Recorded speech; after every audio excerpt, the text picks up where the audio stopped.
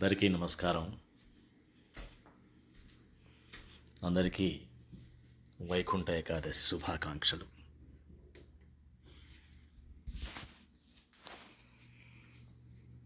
ఏకాదశులన్నింటిలోకి ఈ విశిష్టమైన మహిమతో కూడిన ఏకాదశి వైకుంఠ ఏకాదశి అని. ఈ వైకుంఠ ఏకాదశి నాడు ఎవరైతే ఏకాదశి వ్రతాన్ని ఆచరిస్తారో మిగిలిన సంవత్సరంలో వచ్చేటువంటి ఏకాదశులన్నీ ఆచరించకపోయినా ఈ వైకుంఠ ఏకాదశి వ్రతాన్ని ఆచరించిన వారికి ఫలితంతో అని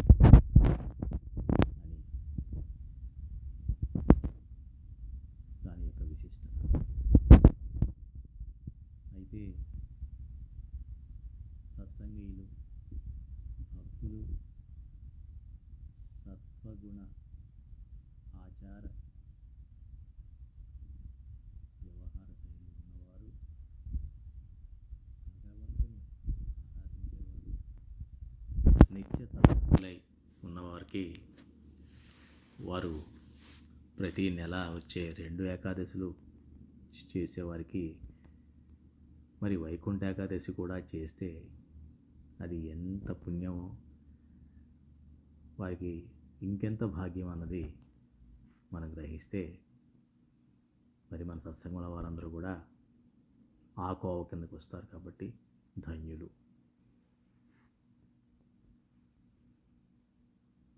వైకుంఠ ఏకాదశి నాడు మనకి ఉత్తర ద్వారం ద్వారా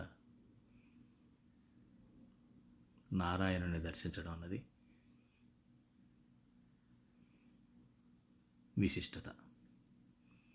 అంటే దాని అర్థం మనకి తెలుసు, ఉత్తరాయణం, దక్షిణాయనం అని, అలాగే అర్చి మార్గం, ధూమ మార్గం అని. జీవాత్మ ఎప్పుడైతే తన ఈ శరీర యాత్ర, ప్రస్తుతం ఉన్న శరీరం యాత్ర ముగించుకొని ఆ జీవాత్మ వేరే లోకాలకు ప్రయాణం చేస్తున్నప్పుడు 2 మార్గాల గుండా వెళ్ళే అవకాశం ఉంది. ఒకటి అర్చి మార్గము, రెండవది ధూమ్ర మార్గము. అర్చి అంటే అగ్ని లేదా తేజస్సు ఉన్న మార్గం, దాన్ని ఉత్తరాయణం అంటారు. అలాగే ధూమ్ర మార్గం అంటే పొగతో కూడినటువంటి మార్గం.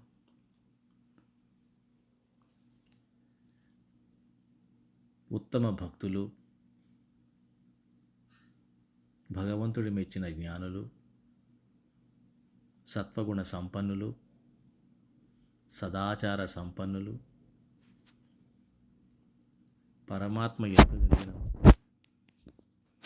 మానవజన్మ లక్ష్యాన్ని తెలుసుకొని తదనుగుణంగా పరమాత్మ ఆజ్ఞానుసారంగా జీవితాన్ని గడిపిన వారు, ధర్మ నియమబద్ధులైన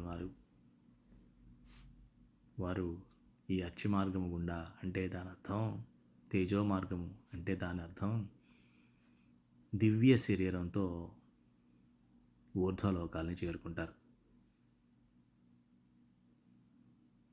అదే ధూమ మార్గంలో వెళ్ళే వాళ్ళకి యమధర్మరాజు దేవతలు నరక కోపాల గుండా అధోలోకాలు.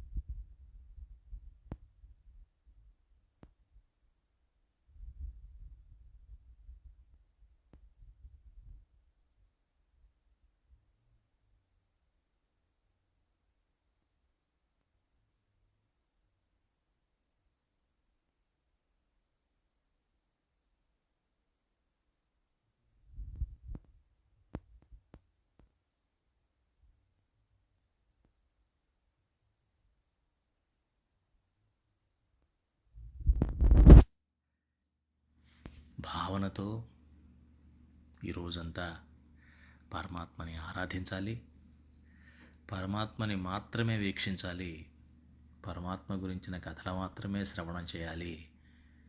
పరమాత్మ భక్తులతో ఎవరైతే పరమ భక్తులు ఉంటారో వారితోనే మనం సత్సంగం చేయాలి. ఆ రకంగా ఏకాదశి అంటే దశ ఇంద్రియాలు, అలాగే మనసు, ఈ 11 ఇంద్రియాలని మనం భగవంతుని వైపు ఏకోన్ముఖం చేసి ఉన్నట్లయితే కారణ శరీరం భస్మమై దివ్య శరీరం ప్రకాశిస్తూ ఉంటుంది. ఆ ప్రకాశంలోనే దివ్య శరీరం పరమాత్మ వైపు దర్శనానికి ఉత్సాహం చూపిస్తూ ఉంటుంది. పరమాత్మ దేదీప్యమానంగా వెలుగుతూ దీపాలంకరణ చేయబడుతుంది ఈరోజు. దాని అర్థం తేజస్సుతో కూడినటువంటి దివ్యమైన పరమాత్మ ధామం. ఆ పరమాత్మ ధామంలో కోటి సూర్యుల వెలుగు ఉంటుంది. కోటి సూర్యుల వెలుగు ఉంది కదా అని అంత వేడి ఉండదు, వెన్నెల లాంటి వెలుగు ఉంటుంది.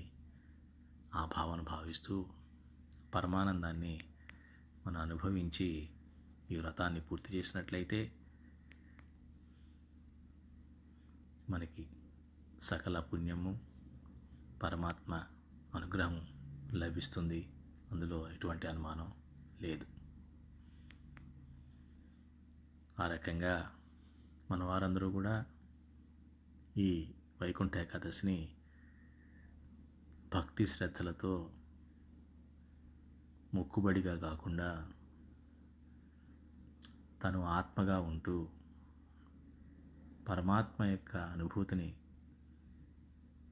పొందాలని, సత్సంగంలో సంవత్సరం అంతా మనం చేసినటువంటి ఏకాదశి వ్రతాల సాధన ఈరోజు సంవత్సరాంతంలో వచ్చినటువంటి ఈ వైకుంఠ ఏకాదశి రాబోయే నూతన సంవత్సరానికి అదే వెలుగుని, రెట్టింపు వెలుగుని ఇస్తూ సత్సంగంలో ఇంకా ముందుకి భగవంతుడు ఇచ్చిన ఆజ్ఞ ప్రతిదీ కూడా ఏదైతే గురువు ద్వారా ఇవ్వబడుతుందో ఆ ఆజ్ఞని తూచా తప్పకుండా గనక నియమబద్ధంగా ఆచరించేటువంటి శక్తి, బుద్ధి, అనుకూలత, ఆ పరిస్థితులు భగవంతుడు మనకు కల్పించాలని, రాబోయే సంవత్సరం ప్రతి వారి కుటుంబంలో, ప్రతి వారి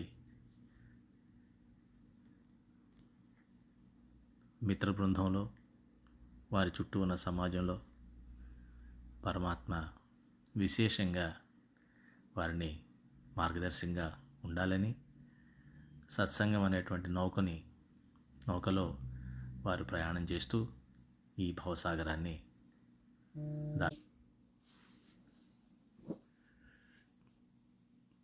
మళ్ళీ కంటిన్యూ చేద్దాం.